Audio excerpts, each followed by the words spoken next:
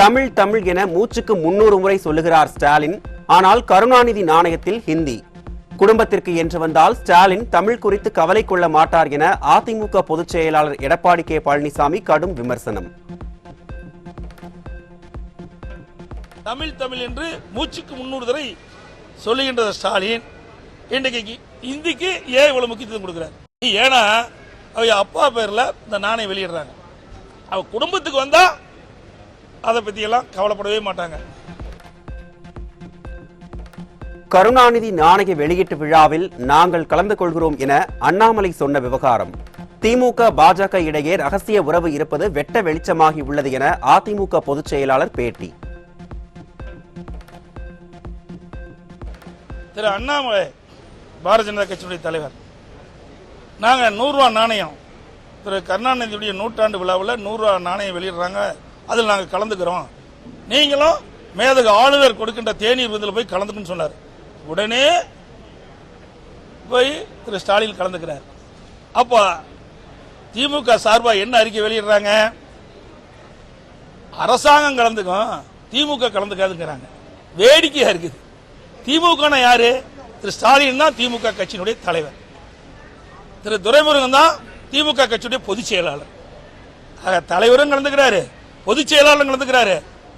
ஆக திமுக கலந்து கொண்டதில்லை. ஆக இரட்டை வேடம் போடுகின்ற கட்சி திமுக கட்சி. எப்படி ரகசிய உருவாக்கின்றதை இருப்பாருங்க. திரு அண்ணாமலை சொல்றாரு, அவரு 100 ரூபா நாணயம் திரு கருணாநிதியுடைய 100ஆண்டு விழா 100 ரூபா நாணயம் வெளியிட்ட பொழுது நான் கலந்துக்கிறேன், அதுல நீங்க போய் இதுல கலந்துக்க அப்படின்னு சொல்லுகின்ற பொழுது இதில் இருந்து வெளிப்படையா தெரியுது அவருடைய உறவை வெட்ட வெளிச்சமாக்கப்பட்டது. முல்லை பெரியாறு அணையை பலப்படுத்தும் அனைத்து நடவடிக்கையும் அதிமுக ஆட்சியில் எடுக்கப்பட்டு விட்டது. முல்லை பெரியாறு அணை குறித்து வேண்டுமென்றே திட்டமிட்டு கேரளாவில் பரப்பப்படும் தகவல் கண்டிக்கத்தக்கது. அதிமுக அரசு இருக்கின்ற பொழுது அதுக்கு உறுதித்தன்மையை உறுதிப்படுத்துவதற்கு உண்டான நடவடிக்கைகள் எடுக்கப்பட்டு அணை பலமாக உறுதியாக இருக்கின்றது. வேண்டுமென்றே திட்டமிட்டு ஒரு தவறான இன்னைக்கு பிரச்சாரத்தை மேற்கொண்டிருக்கிறார். இது கண்டிக்கத்தக்கது. இரு மாநிலம் இன்றைக்கு சுமூகமான உறவு இருக்கின்ற இந்த காலகட்டத்தில் வேண்டுமென்றே திட்டமிட்டு கேரள அரசு, கேரளாவில் இருக்கின்ற அமைச்சர்களோ நாடாளுமன்றங்களோ இப்படிப்பட்ட கருத்தை சொல்லுவது வருந்தத்தக்கது. கோவை மாவட்டத்தில் அதிமுக ஆட்சியில் கொண்டுவரப்பட்ட திட்டங்கள் அனைத்தையும் விடியா அரசு கிடப்பில் போட்டுள்ளது. அதிமுக பொதுச் செயலாளர் எடப்பாடி கே பழனிசாமி குற்றச்சாட்டு. திருப்பூர் மாவட்டம் நாதகவுண்டன் பாளையம் கிராமத்தில் கிணத்துக்கடவு முன்னாள் சட்டமன்ற உறுப்பினர் பேராசிரியர் NS பழனிசாமி மணிமண்டபத்தை அதிமுக பொதுச் செயலாளர் எடப்பாடி கே பழனிசாமி திறந்து வைத்தார். விழாவில் அதிமுக தலைமை நிலைய செயலாளர் SP வேலுமணி, முன்னாள் அமைச்சர் செங்கோட்டையன் உள்ளிட்டோர் பங்கேற்பு.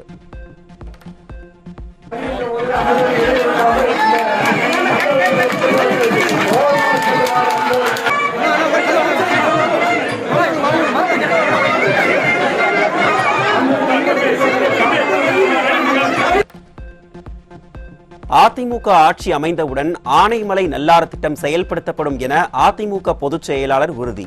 திருப்பூர் மாவட்டம் நாதகவுண்டன் பாளையத்தில் நடைபெற்ற NS பழனிசாமி சிலை திறப்பு விழாவின் போது பேச்சு.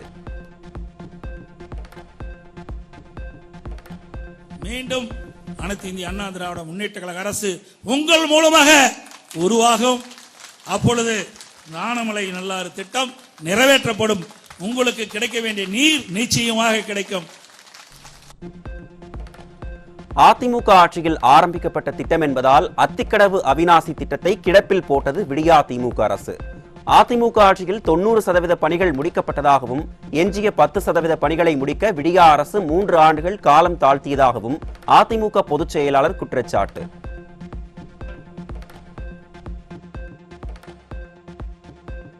திட்டம் நிறைவேற்றப்படும் என்று சட்டமன்றத்தில் அறிவித்து அதற்குண்டான அனைத்து பணிகளும் துவங்கப்பட்டு ஏறத்தாழ 90% பணிகள் நிறைவேற்று விட்டன 2021 வரை.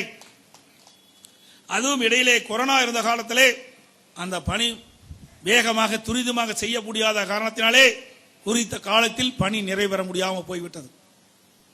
இருந்தாலும் 90% பணிகள் நிறைவேற்றினோம். அதுக்கு பிறகு விடியா திமுக அரசாங்கம், திரு ஸ்டாலின் தலைமையில் இருக்கின்ற திமுக அரசாங்கம் 10% பணிகள், எஞ்சிய 10% பணிகளை 6 மாதத்திற்குள் முடித்திருக்கலாம். 2.5 ஆண்டுகளுக்கு முன்பாகவே இந்த திட்டத்தை மக்களுடைய பயன்பாட்டுக்கு கொண்டு வந்திருக்கலாம். ஆனால் அதை செய்யவில்லை. ஏனென்றால் அனைத்து இந்திய அண்ணா திராவிட முன்னேற்ற கழக அரசு கொண்டு வந்த திட்டம் என்ற காரணத்துக்காகவே கிடப்பிலை போட்டு விட்டார்கள். 4 ஆண்டுகள் அதிமுக பொதுச் செயலாளர் எடப்பாடி கே பழனிசாமி அற்புதமாக ஆட்சியை வழங்கியதாக பெருமிதம். திருப்பூர் மாவட்டம் நாதகவுண்டன் பாளையத்தில் நடைபெற்ற NS பழனிசாமி சிலை திறப்பு விழாவில் முன்னாள் அமைச்சர் SP வேலுமணி பேச்சு.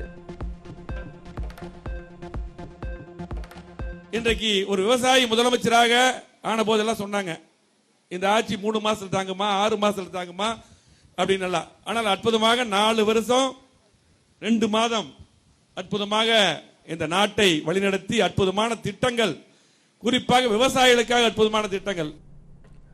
அத்திக்கடவு அவிநாசி திட்டத்தை அதிமுக பொதுச் செயலாளர் செயல்படுத்தி இருக்காவிட்டால் யாராலும் செயல்படுத்த முடியாது. முன்னாள் அமைச்சர் SP வேலுமணி பேச்சு. 90% முடிஞ்ச திட்டம். அந்த திட்டம் 90% எடப்பாடி முடிச்சிட்டாரு. இன்னைக்கு பாத்தீங்கன்னா இன்னைக்கு அது திறந்து வச்சிருக்காங்க. முழுமையாக அவரே நேரம் ஆய்வு பண்ணி திறந்த அடிக்கல் நாட்டி எல்லாம் பண்ணி தொடர்ந்து ஆய்வு நடத்திட்டு இருந்தார் திட்டத்துக்கு. ஏன்னா சிறப்பு திட்டம், இது யாருமே செய்ய முடியாது. அவர் தனி கவனமா அதை பார்த்துட்டு இருந்தார், தெரியும். ஈரோடு மாவட்டம் கோபிச்செட்டிப்பாளையம் அருகே 65 ஏக்கர் விவசாய நிலப்பகுதியில் குப்பைகளை கொட்டி வரும் விடியா அரசு. பலமுறை முறையிட்டும் திமுக ஊராட்சி மன்ற தலைவர் நடவடிக்கை எடுக்கவில்லை என மக்கள் குற்றச்சாட்டு.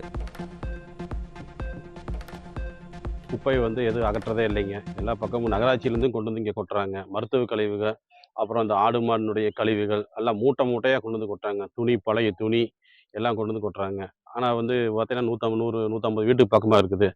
அதனால் பயங்கரமாக துர்நாற்றம் அடித்து எங்களால் இருக்க முடியல.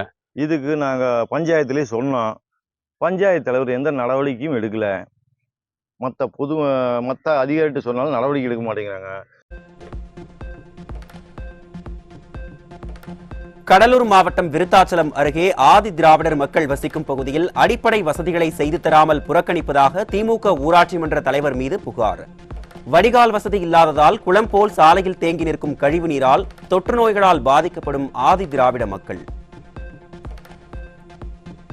வடிகால் வசதி, குடிநீர் வசதி பண்ணி கொடுக்கணும். இந்த மக்கள் ரொம்ப நோய்வாய்ப்படுறாங்க. காலரா, மலேரியா, டைபாய்டு போன்ற நோய்கள்லாம் அவங்களுக்கு தாக்கப்படுறாங்க. கொசு நிறையா இருக்குது. விவசாய கிராமங்கிறதுனால கொசு நிறையா இருக்குது. மழை நீர் வந்ததுன்னா குளம் போல் தேங்கி நிற்கிது. வண்டி வாகனம் போயிட்டு தண்ணி அடித்து வீடு ஃபுல்லாக தண்ணி தெறிக்குது. பல பிரச்சனை இருக்குது. சென்னை பட்டினப்பாக்கம் நொச்சிக்குப்பத்தில் 10 கோடி ரூபாய் மதிப்பீட்டில் கட்டப்பட்ட மீன் சந்தையில் போதிய இடவசதி இல்லை என்று மீனவர்கள் புகார். நவீன மீன் அங்காடியை பயன்படுத்தாமல் புறக்கணித்து ஒட்டுமொத்த மீனவர்களும் பழைய இணைப்பு சாலையிலேயே மீன் வர்த்தகம். இப்போ நாங்கள் எங்கள் ஆளுங்கள்லாம் என்னன்றாங்க, கடை ரொம்ப சின்னதாக இருக்குது, அதில் போய் எப்படி குந்தி எப்படி மீனெல்லாம் வச்சு விற்க முடியும்? கடை விற்கிறதுக்கு இருக்குது, பாக்ஸுங்க வச்சு விற்க இடம் இல்லை, அதை கொண்டு எங்கே விற்க முடியும்னு எல்லாம் கேட்குறாங்க. அதனால் எங்களுக்கு இங்கேயே கொஞ்சம் இந்த பின்பக்கமாக கூட கட்டி கொடுத்தா நல்லதுன்னு சொல்கிறாங்க. அவங்க இன்னும் ஒரு பதிலும் சொல்லலை. தூத்துக்குடி மாவட்டம் திருச்செந்தூர் முருகன் கோயில் அருகே கடல் சுமார் 500 மீட்டர் உள் வாங்கியதால் பரபரப்பு. வெளியே தெரிந்த பாறைகள் மீது ஏறி புகைப்படம் எடுத்துக்கொண்ட பக்தர்கள்.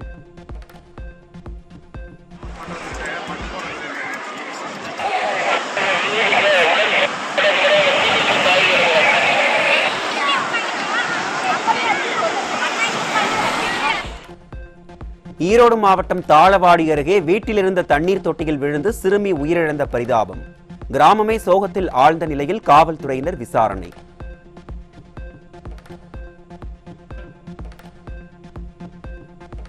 சென்னை தண்டையார்பேட்டையில் கார் மீது மோதிய மாநகர போக்குவரத்து கழக பேருந்து. அதிர்ஷ்டவசமாக காயமின்றி உயிர் தப்பிய கர்ப்பிணி பெண் உள்ளிட்ட 3.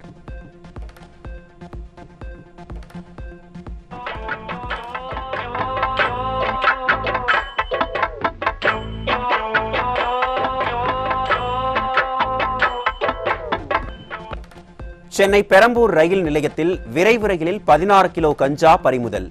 ஆந்திரா மற்றும் ராஜஸ்தானில் இருந்து தமிழகத்துக்கு கஞ்சா கடத்தப்படுவதை தடுக்காமல் வேடிக்கை பார்க்கும் விடியா அரசின் காவல்துறையினர்.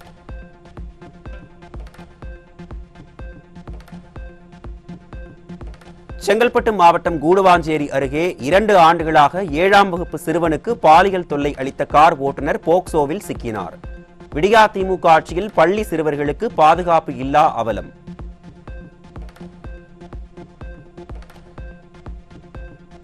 திருப்பூர் மாவட்டம் காங்கேயம் அருகே பருப்பு வழங்காத நியாய விலைக் கடை ஊழியரிடம் பாஜக நிர்வாகி ரகளை.